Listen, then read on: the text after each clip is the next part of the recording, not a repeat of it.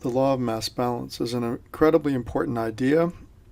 It's quite simple on the face of it, but it actually ends up being quite useful. So the idea is that the human body is an open system that exchanges heat and materials with the outside environment. And so the law of mass balance says that if the amount of substance in a body is to remain constant, any gain must be offset by any loss, or any loss must be offset by a gain. So, for example, the amount of sodium that is lost from the body by excretion in urine and sweat must be offset by sodium intake by absorption in the intestines. And here's a picture from the book illustrating this idea.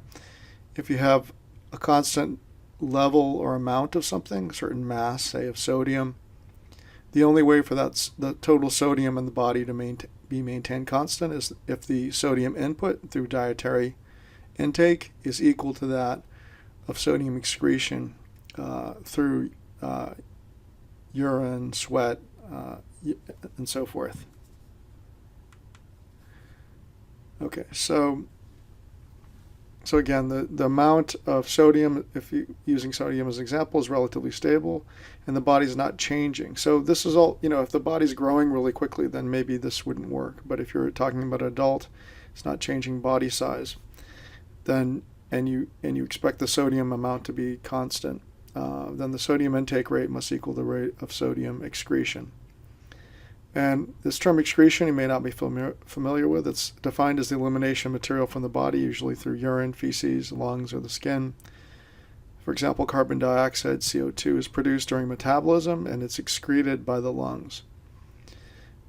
So many foreign substances, which are called xenobiotics, that enter the body, such as drugs or artificial food additives, are excreted by the liver and the kidneys.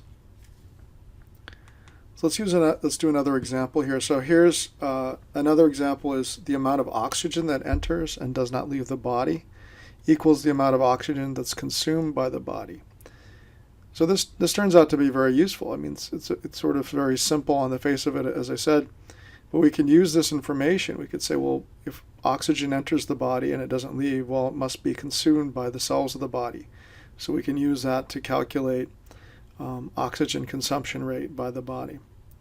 So I've given you some information here. Given the following information, how many liters of oxygen are used by a person in one day?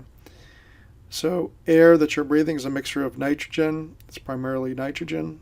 It's about 21% oxygen. There's a bit of water vapor that makes up a small amount, or maybe 1% or so. And then there's carbon dioxide, which makes up a fraction of a percent of the air you're breathing.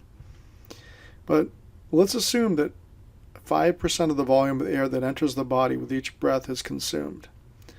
So it enters, so this 5% that's consumed has to be oxygen, right? We don't consume nitrogen, and we're not really consuming these other things. So we're looking at oxygen consumption. So 5% of the volume some of it enters as oxygen. Through aerobic respiration, that oxygen is converted to water.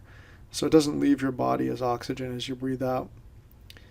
So we have that 5% value, and then the average tidal volume for an adult is 0.5 liters. So tidal volume is the volume of air that's inhaled in one breath.